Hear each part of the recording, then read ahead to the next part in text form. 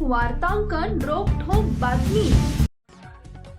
काँग्रेस नेते राहुल गांधी यांनी गुरुवारी मतदार यादीत अनियमिततेचा आरोप केला। या दरम्यान त्यांनी असाही दावा केला की निवडणूक आयोग कर्नाटक, तामिळनाडू आणि हरियाणामध्ये भाजपला पाठिंबा देत आहे। या संदर्भात राहुल यांनी दिल्लीतील इंदिरा भवन इथं 1 तास 11 मिनिटांचं सादरीकरण केलं। आता याबाबत राजकीय वक्तव्य सुरू झालंय। राहुल गांधी म्हणाले, मी हे वरवरचं बोलत नाहीये, तर 100% पुराव्यांसह बोलत आहे। आम्ही ते प्रसिद्ध करतात संपूर्ण देशाला कळेल की निवडणूक आयोग भाजपसाठी मते चोरण्याचं काम करते। मध्य प्रदेश निवडणुकीत, लोकसभा निवडणुकीत आम्हाला शंका होत्या, महाराष्ट्र निवडणुकीत आमच्या शंका आणखी वाढल्या। नमस्कार, मैं राजनीतिक परिवार में पैदा हुआ। जब मैं छोटा सा था 1980 में प्रियंका और मैं घर में लेई बनाते थे, रात को निकलकर पोस्टर चिपकाते थे। चुनाव समझता हूं, 20 साल से मैं स्वयं चुनाव लड़ रहा हूं।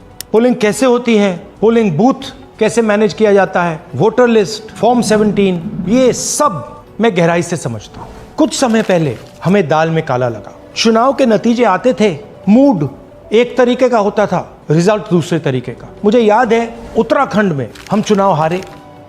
बाद में मैंने कैंडिडेट से पूछा कि जहां रोड शो हुआ था वहां जाके देखिए हमें कितने वोट मिले। हजारों लोग आए थे, पोलिंग बूथ में किसी ने वोट नहीं किया। यह असंभव था, यह हो ही नहीं सकता।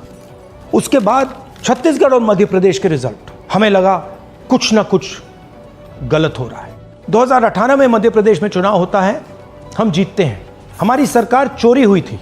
2023 में चुनाव होता है, मैंने अपने आंखों से भारत जोड़ो यात्रा में देखा, भयंकर एंटी इनकम्बेंसी, और हमें 65 सीट मिलते हैं। इम्पॉसिबल, हो ही नहीं सकता। और फिर महाराष्ट्र में पहली बार हमें सबूत मिला, विधानसभा और लोकसभा के बीच में जादू से नए वोटर आते हैं, और जहां भी इन नए वोटर्स ने वोट किया वहां वोट बीजेपी को गया। महाराष्ट्र चुनाव के बाद जब हमें डाउट हुआ, हमारे गठबंधन के सारे नेताओं ने प्रेस कॉन्फ्रेंस किए और हमने इलेक्शन कमीशन से कहा कि आप हमें वोटर लिस्ट दीजिए, वीडियो रिकॉर्डिंग दीजिए। इलेक्शन कमीशन ने मना किया, ना उन्होंने हमें वोटर लिस्ट दी और ना उन्होंने वीडियो रिकॉर्डिंग दी। डाउट हुआ, क्यों नहीं दे रहे, क्या कारण है? तो हमारे दिमाग में सवाल उठा, क्या इलेक्शन कमीशन बीजेपी की मदद कर रहा है? क्या इलेक्शन कमीशन ही इलेक्शन को चोरी करवा रहा है? इसके बाद हमने एक टीम सेटअप की और हमने उन्हें कहा कि आप जाइए, एक कंस्टिट्यूएंसी में जाके ढूंढिए, सच्चाई ढूंढिए, किस प्रकार से चीटिंग की जा रही है, किस प्रकार से ये काम किया जा रहा है और कौन कौन इस काम को कर रहे हैं। सबसे महत्वपूर्ण बात यह है कि इलेक्शन कमीशन डिजिटल डेटा नहीं देता है, फिजिकल डेटा देता है।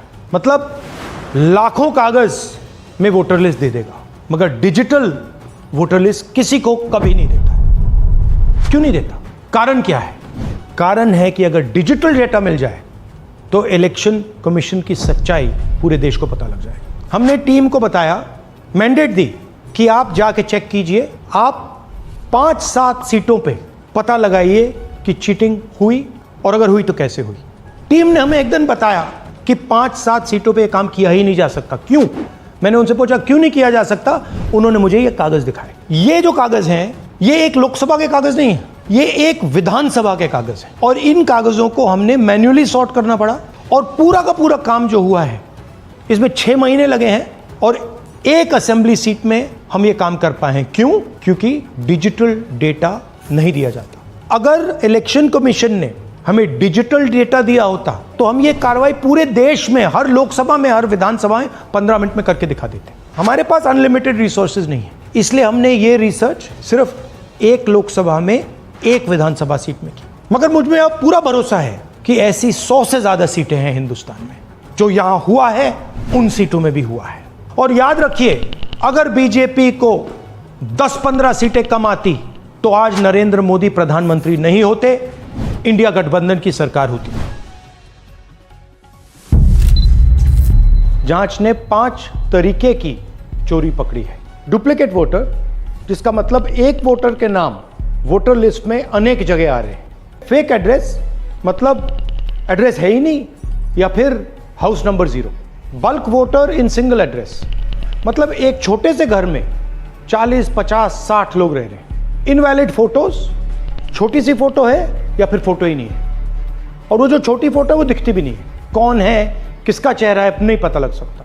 Misuse of form 6। Form 6 first time voters के लिए होती है, मतलब जिनकी एज 18-20 साल की हो, मगर वोटर लिस्ट में 90 साल के लोग फॉर्म 6 का प्रयोग कर रहे हैं। चुनाव में 6,50,000 वोटर थे, उसमें से 1 लाख चोरी के थे।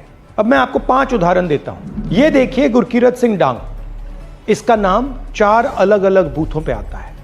ये कैसे हुआ और क्यों हुआ? एक और उदाहरण, विशाल सिंह, वाराणसी में वोटर लिस्ट में नाम है और बेंगलोर में 2 बार वोटर लिस्ट में नाम आता है।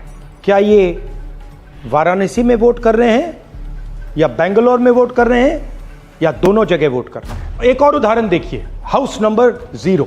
तो आपने कभी सुना है हाउस नंबर 0? हमने तो नहीं सुना था, मगर बेंगलोर में हजारों हाउस नंबर 0 हैं वोटर लिस्ट पे। हाउस नंबर 35 की कहानी सुनिए। छोटा सा घर है, ज्यादा से ज्यादा 4 लोग रह सकते हैं, मगर इस 35 में 80 लोग वोटर लिस्ट में रजिस्टर्ड है। ये ईआरओ ने कैसे अप्रूव किया, क्यों अप्रूव किया, पता लगाना है। अच्छा, अब ये देखिए वोटर लिस्ट, इनकी फोटो देखिए, या फोटो है ही नहीं या फिर छोटी छोटी फोटो है तो दिख नहीं सकती। इन वोटर आईडीज पे वोट दिया गया है। अब मैं आपको बताता हूं शकुन रानी की कहानी। फर्स्ट टाइम वोटर बनी है, 70 साल की आयु है। एक बार फॉर्म 6 का प्रयोग किया और उसके कुछ ही महीने बाद दूसरी बार फॉर्म 6 का प्रयोग होता है। 2 बार इनका नाम वोटर लिस्ट में आता है और फर्स्ट टाइम वोटर की लिस्ट में आता है। ये फर्स्ट टाइम वोटर हो ही नहीं सकती। तो क्या शकुन रानी जी ने वोट किया या किसी और ने शकुन रानी जी के लिए वोट किया? ये ही छुपाने के लिए सीसीटीवी का डेटा हमें नहीं दिया जा रहा है। और ये शकुन रानी जी अकेली नहीं है, ऐसे हजारों लोग हैं जिन्होंने फॉर्म 6 का प्रयोग करके 2-3 बार वोटर लिस्ट में नाम डाला है। हमने पहले इलेक्शन कमीशन से इलेक्ट्रॉनिक वोटर लिस्ट मांगी थी, सीसीटीवी फुटेज मांगी थी। उन्होंने अपना काम नहीं किया, हमें नहीं दिया। फिर हमने अपना इन्वेस्टिगेशन कराया, आरटीआई भरे और हमारे पास डेटा आया। भाई और बहनों, सच्चाई यह है कि हिंदुस्तान में इलेक्शन कमीशन और बीजेपी मिलकर इलेक्शन चोरी कर रहे हैं। यह पूरा का पूरा सबूत ब्लैक एंड व्हाइट में आज हमने आपको दिया है। इलेक्शन कमीशन जानता है कि हमने उनकी चोरी पकड़ ली है, इसीलिए एसआईआर आया है। यह एसआईआर जो है इंस्टीट्यूशनलाइज चोरी है। इलेक्शन कमीशन खुलकर बिना डरे बीजेपी के साथ मिलकर चोरी कर रहा है। और ये जो एसआईआर है, इसका लक्ष्य गरीबों का जो हक है, उनका वोट जो है, उनसे चोरी करने का है। मैं आपको एक और बात बताना चाहता हूं। इस पूरी इन्वेस्टिगेशन में हमने वोटर एडिशन को देखा है, मगर जितना एडिशन होता है शायद उससे ज्यादा डिलीशन होता है, सब्ट्रैक्शन होता है। तो ये सिर्फ एक मेन तरीका हमने पकड़ा है, दूसरे तरीके पे हमने इन्वेस्टिगेशन की ही नहीं अभी। मैं इलेक्शन कमीशन और इलेक्शन के ऑफिसर्स को साफ कह रहा हूं, आप जो कर रहे हो गलत कर रहे हो, ये ट्रीजन है, देश के खिलाफ है। ये मत भूलिए, टाइम आएगा हम आपको पकड़ेंगे, बचने वाले नहीं हो। It is critical that we expose voter चोरी।